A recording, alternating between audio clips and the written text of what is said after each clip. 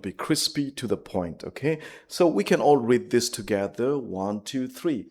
Inasmuch as many have undertaken to compile a narrative of the things that have been accomplished among us, just as those who from the beginning were eyewitnesses and minister of the word have delivered them to us, it seemed good to me also, having followed all things closely for some time past, to write an orderly account for you, most excellent Theophilus, that you may have certainty concerning the things you have been taught. So Luke, as you know, that Luke is the writer of Luke, this book Luke, and also the book of Acts, and a companion of Paul. And we see that Luke is writing here again. Now, Luke is writing, this is the gospel, one of the 4 books. Luke is one of the 4 books, and each book has its own uniqueness, but all the books are unified as the gospel of Jesus Christ. So the book of Luke is one of them.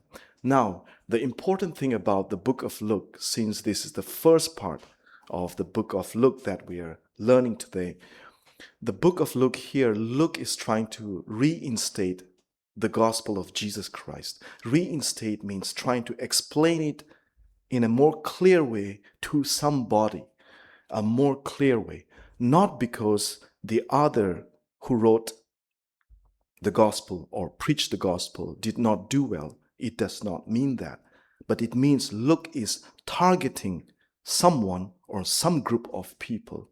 So he is restating for more clarity. That's what this book of Luke is about. And then we see that next, in my opinion, there are various opinions to whom this letter or this message is given to.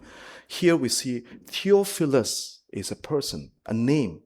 So we have different understanding. Scholarly works have different conclusions, that it can be a person, it can be a group of people. But in my opinion, my understanding is that Theophilus represents a person in the past. As Theophilus, in front of Theophilus here in the Bible text is mentioned, most excellent Theophilus. So an adjective is used, excellent. So this excellent is also used in the book of Acts, written by the same person, Luke, to address or to talk to somebody who is of a high position or high rank. In Acts chapter 23, Acts chapter 24, Acts chapter 26, we see the same expression used for someone in a high rank. So in my opinion, I take the view that Theophilus, who is mentioned in this book of Luke and also in the book of Acts, is a person.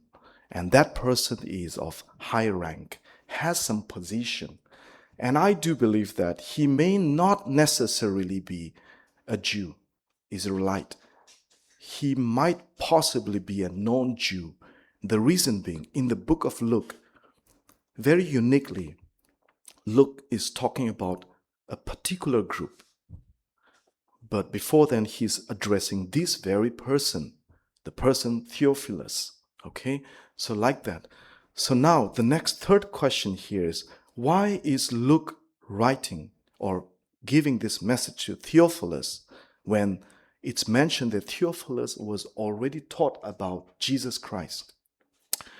What we learn from Acts chapter 1 is that in the book of Luke, Acts writes about what Jesus did, what Jesus taught, how Jesus suffered, how Jesus died, how Jesus resurrected, how Jesus came alive, and the whole story about Jesus is true. That is the message here in the book of Luke as explained in Acts chapter 1. So here in the verse 4, we see that Luke is writing to Theophilus to make sure that Theophilus will have more confidence of the gospel teaching he was taught. So maybe, this is my assumption, this is my thinking of, maybe Theophilus was a known Jew.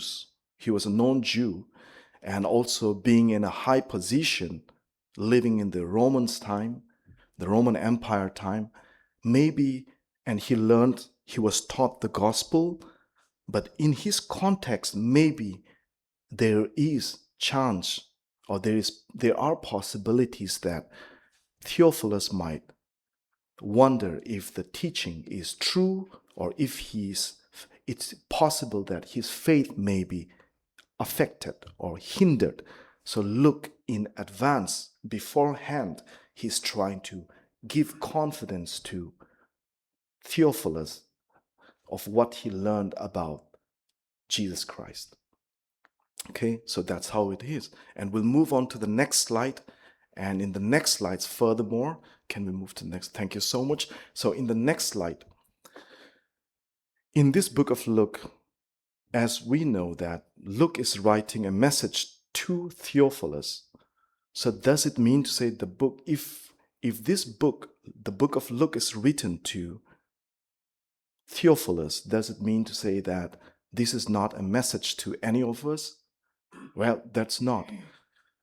The book of Luke is in the Bible, and every book in the Bible was written to an audience at that time. But whatever is in the Bible is written for us. So in the same manner, the book of Luke, although it was written to Theophilus, it is written for us today. And that's what we can understand. For us Christians today. But before then, if Theophilus was in the time of Roman Empire, and Theophilus heard the gospel already, he had heard before Luke explained to him even more. And if Theophilus was in a high position, that means there was a possibility that Luke was also re-explaining, restating the gospel, so that through Theophilus, the gospel of Jesus Christ could be spread more in the Roman Empire at that time. So that's what we can also understand. Next, why did I say that this book of Luke is very focused on one group? The reason being, in the book of Luke, unlike the other gospels, in the other books, in the book of Luke, instead of saying Jesus Christ, the Christ for Israelites or for Israel, the focus is always as Jesus Christ, the Savior of the world. So which means Luke is trying to tell that the salvation of Jesus Christ is not only for Jews, but even for non-Jews, Gentiles like the Romans, and even today for people like us, the gospel of Jesus is also for us. Every bit of suffering Jesus took, and for Jesus to resurrect, for Jesus to come alive, and for eyewitnesses to see Jesus, every bit of that evidence is also for us. So that's what we can understand from the book of Luke.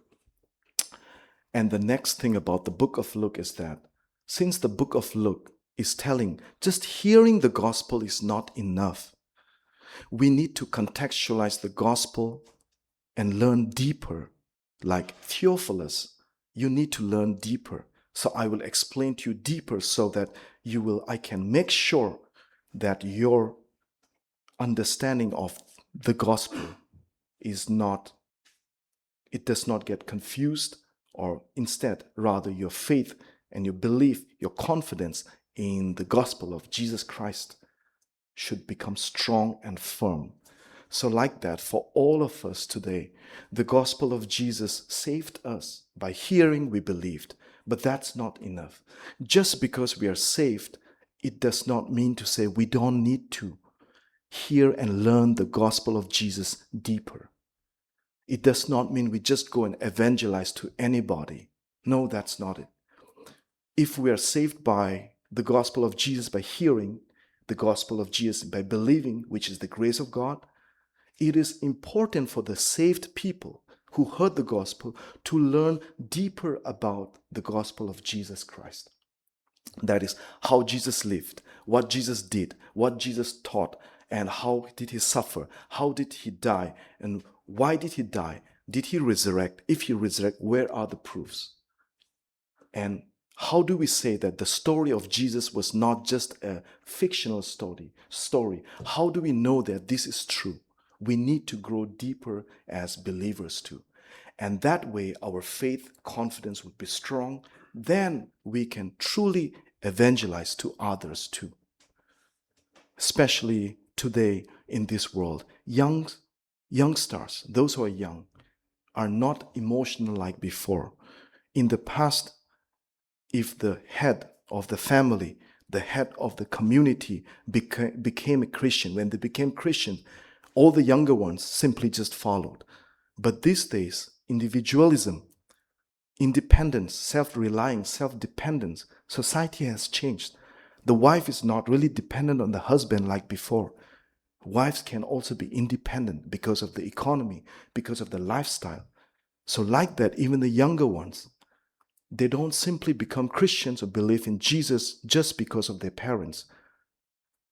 It is important for us to explain to them the questions they have. We cannot say, I have authority over you, that's why you must become a Christian, go to church, believe in Jesus, because I'm your father, I'm your mother, I'm older than you. That's wrong. We have to know the gospel of Jesus very well, understand it very well, and then when they have questions, we should be ready to explain it very well. Like Luke is explaining a high-ranking person, a known Jew, most possibly, we must also be ready to explain. Polemics, apologetics, defending the faith, doing offense in Christian faith, defending Christian faith and offense, both are required.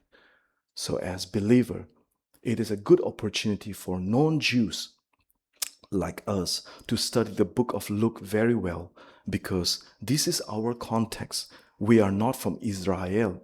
We are from a different place. And the people around us are like the same. They are Gentiles like us. So the book of Luke can really reaffirm our faith very deeply, and also for us to explain the gospel of Jesus Christ as the universal savior of the world. We can explain it very well. So we'll move on to the last slide. So the last slide is, let us study the gospel of Jesus Christ deeper, especially starting with the book of Luke. Let's go deeper. The contextualization is very close to us. So that's the message for today. And the message for today is, there is the book of Luke that addresses the known Jews, the Gentiles, explaining the gospel of Jesus, that Jesus is the Savior of the world. Not only the Jews, all of us. But even if you're saved, you need to learn the gospel of Jesus even more deeper. So that's the message for today. So as a conclusion, let's sing the song Redeemed. And as we sing the song Redeemed, let's remember proclaiming. We love to proclaim. Question is,